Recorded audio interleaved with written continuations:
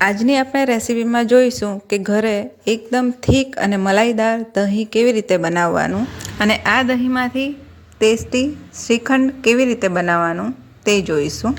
તમે પણ ઘરે આ રીત ફોલો કરીને એકદમ ટેસ્ટી શ્રીખંડ બનાવીને તૈયાર કરી શકો છો। શ્રીખંડ બનાવવું ખૂબ જ સરળ છે। બજાર કરતાં ખૂબ જ ઓછા ખર્ચામાં તમે ઘરે શ્રીખંડ બનાવીને તૈયાર કરી શકો છો અને આ શ્રીખંડ તમે ઘરે બનાવીને તૈયાર કરો છો એટલે એકદમ હેલ્ધી બનશે। વિડીયો અને રેસીપી સારા લાગે તો વિડીયોને લાઇક કરીને શેર કરવાનું ન ભૂલશો અને મારી ચેનલને જરૂરથી સબસ્ક્રાઈબ કરજો। શ્રીખંડ બનાવવા માટે સૌથી પહેલાં આપણે ઘરે થીક દહીં જમાવીને તૈયાર કરીશું। તો એના માટે મેં અહીં 700 ml જેટલું ફૂલ ફેટ મિલ્ક લીધું છે। હવે 700 ml દૂધમાંથી મેં અહીં 100 થી 150 ml જેટલું દૂધ કાઢી લીધું છે અને એમાં 2 થી 3 ચમચી જેટલો મિલ્ક પાવડર ઉમેરી લીધો છે। બાકીનું દૂધ ગેસ પર ગરમ કરવા માટે રાખી દીધું છે। હવે મિલ્ક પાવડરને દૂધમાં સારી રીતે મિક્સ કરી લેવાનું છે। દૂધમાં મિલ્ક પાવડર સારી રીતે મિક્સ કરી લીધો છે। હમણાં આ મિશ્રણને આપણે થોડીવાર સાઈડ પર રાખીશું। હવે ગેસ પર જે દૂધ ગરમ કરવા મૂક્યું હતું તે થોડું ગરમ થઈ ગયું છે। એને સારી રીતે મિક્સ કરી લેવાનું છે। હવે એમાં ધીરે ધીરે મિલ્ક પાવડરવાળું દૂધ ઉમેરતા જવાનું છે। મિલ્ક પાવડરવાળું દૂધ એકસાથે બધું નથી ઉમેરવાનું, થોડું ઉમેરીને એને હલાવવાનું છે। ફરીથી પાછું મિલ્ક પાવડરવાળું દૂધ ઉમેરીને ફરીથી એને હલાવવાનું છે। આ રીતે બધું દૂધ મિક્સ કરી લેવાનું છે। જો એકસાથે તમે બધું દૂધ મિક્સ કરશો તો મિલ્ક પાવડરના ગઠ્ઠા બની જશે। હવે બધું દૂધ મિક્સ કરી લીધું છે। એને એકવાર સારી રીતે હલાવીને દૂધને ઉકળવા દેવાનું છે।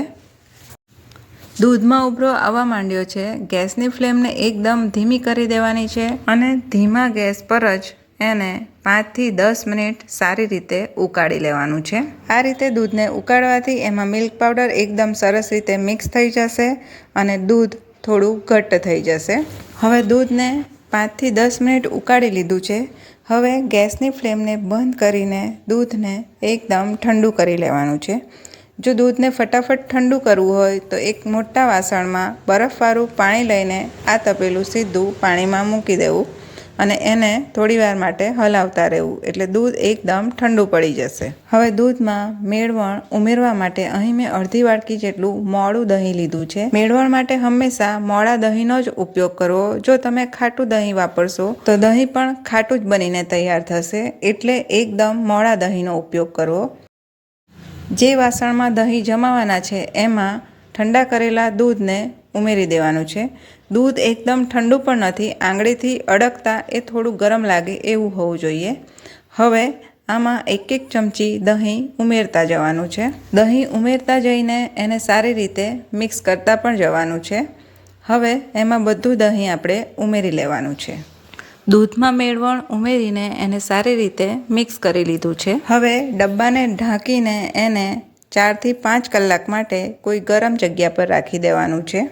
ઠંડીની સિઝનમાં દહીંને જામતા વાર લાગે છે, જ્યારે ઉનાળાની સિઝનમાં એ 3 થી 4 કલાકમાં જ જામી જાય છે।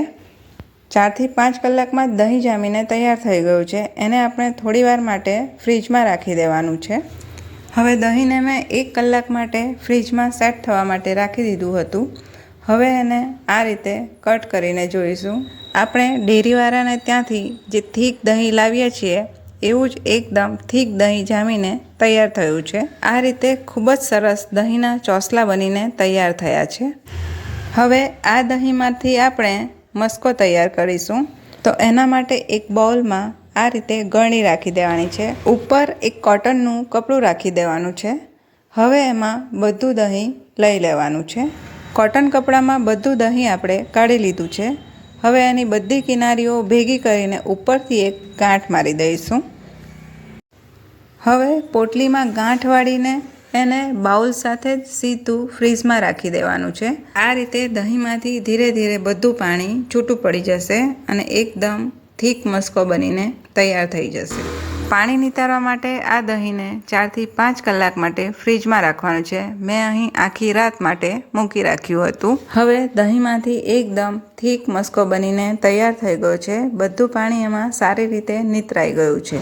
આ પાણીનો ઉપયોગ તમે કઢી બનાવવા માટે અથવા તો પરાઠાનો લોટ બાંધવા માટે કરી શકો છો। ખૂબ જ સરસ એકદમ થીક મસ્કો બનીને તૈયાર થયો છે। હવે આને આપણે એક વાડકામાં લઈ લઈશું। વાડકામાં લઈને મસ્કાને વિસ્કરની મદદથી થોડું વિસ્ક કરી લેવાનું છે। મસ્કાને થોડું વિસ્ક કરવાથી એ થોડું ક્રીમી થઈ જશે। હવે મસ્કાને થોડો વિસ્ક કરી લીધો છે। હવે મસ્કાને ફરીથી એક ગળણીમાં લઈ લઈશું। તમે લોટ ચાળવાની ચાળણીનો પણ ઉપયોગ કરી શકો છો। મસ્કાને આ રીતે આપણે ફરીથી ચાળવાનું છે। ચાળવાથી શ્રીખંડનું ટેક્સચર એકદમ સ્મૂથ બને છે અને એકદમ બજાર જેવો જ બનીને તૈયાર થશે। હવે બધા મસ્કાને એક ચાળણીમાં લઈ લીધો છે। એમાં આપણે 2 ચમચી જેટલો મિલ્ક પાવડર ઉમેરીશું। સાથે હમણાં અડધી વાડકી જેટલી દળેલી ખાંડ ઉમેરીશું। અહીં ખાંડને ઘરે જ મેં મિક્સર જારમાં દળી લીધી છે। હવે મસ્કો, ખાંડ અને મિલ્ક પાવડરને આ રીતે ચાળી લેવાનું છે। ચાળી લેવાથી એનું એકદમ સ્મૂથ ટેક્સચર આપણને મળશે। હવે ખાંડ, મસ્કો અને મિલ્ક પાવડરને ચાળી લીધું છે। આ રીતે ચાળવાથી બધું બરાબર સારી રીતે મિક્સ થઈ જશે। હવે એને બરાબર મિક્સ કરી લેવાનું છે। હવે આ આપણો શ્રીખંડ માટેનો બેઝ બનીને તૈયાર થઈ ગયો છે। એમાંથી તમે અલગ અલગ પ્રકારના શ્રીખંડ બનાવી શકો છો। હવે મસ્કામાં આપણે પહેલે પણ ખાંડ ઉમેરેલી જ છે, પણ ટેસ્ટ કરતાં એ થોડું મોડું લાગે છે, તો અહીં મેં 3 થી 4 ચમચી જેટલી દળેલી ખાંડ ફરીથી ઉમેરી છે। હવે ખાંડને બરાબર મિક્સ કરી લેવાનું છે। ખાંડને બરાબર મિક્સ કરી લીધી છે। હવે એમાં આપણે ઇલાયચી પાવડર ઉમેરીશું। અહીં મેં અડધી ચમચી જેટલો ઇલાયચી પાવડર ઉમેર્યો છે। સાથે કેસરવાળું દૂધ ઉમેર્યું છે। અહીં 10 થી 15 જેટલા કેસરના તાંતણાને મેં 2 ચમચી ગરમ દૂધમાં પલાળી લીધું હતું। હવે એમાં ફરીથી 2 ચમચી જેટલો મિલ્ક પાવડર ઉમેરીશું। શ્રીખંડની કન્સિસ્ટન્સી તમને બજાર જેવી જ એકદમ ઘટ્ટ જોઈતી હોય તો મિલ્ક પાવડર ઉમેરી શકો છો, અથવા તો એને અવોઇડ પણ કરી શકો છો। હવે એમાં 5 થી 7 ડ્રોપ્સ વેનીલા એસેન્સના ઉમેરીશું। હવે અહીં મેં કાજુ, બદામ, પિસ્તા અને કિશમિશને નાના નાના ટુકડામાં કટ કરી લીધી છે, એ આમાં ઉમેરી દઈશું। હવે બધું બરાબર સારી રીતે મિક્સ કરી લઈશું। બધું બરાબર સારી રીતે મિક્સ કરી લીધું છે। શ્રીખંડ બનીને તૈયાર થઈ ગયો છે। ચમચાને આ રીતે ઊંધો વાળતા એ ઉપરથી પડતું નથી। શ્રીખંડ એકદમ થીક બનીને તૈયાર થયું છે। હવે શ્રીખંડને મેં 1 કલાક માટે ફ્રીજમાં સેટ થવા માટે રાખી દીધું હતું। શ્રીખંડ સેટ થઈ ગયું છે। જો એની કન્સિસ્ટન્સી તમને એકદમ ઘટ્ટ જોઈતી હોય તો શ્રીખંડને 3 થી 4 કલાક માટે ફ્રીજમાં સેટ કરવા માટે તમે રાખી શકો છો। હવે શ્રીખંડને ફરીથી એકવાર મિક્સ કરી લેવાનું છે। બજાર જેવો જ એકદમ ઘટ્ટ રાજભોગ શ્રીખંડ બનીને તૈયાર થઈ ગયો છે। એને આપણે હવે સર્વ કરીશું। અહીં આપણે રાજભોગ શ્રીખંડ બનાવીને તૈયાર કર્યો છે। આ જ રીતે તમે અલગ અલગ ફ્લેવરના શ્રીખંડ બનાવીને તૈયાર કરી શકો છો। તમે પણ આ રીતે એકવાર બનાવીને જરૂરથી ટ્રાય કરજો। તમે બહારનું શ્રીખંડ લાવવાનું ભૂલી જ જશો। હવે શ્રીખંડને કાજુ, બદામ, પિસ્તા અને કિશમિશથી ગાર્નિશ કરીશું। ઉપરથી થોડા કેસરના તાંતણા અને સૂકી ગુલાબની પાંદડી ઉમેરીશું। ઓછા ખર્ચામાં ખૂબ જ ટેસ્ટી અને હેલ્ધી શ્રીખંડ બનીને તૈયાર થઈ ગયો છે।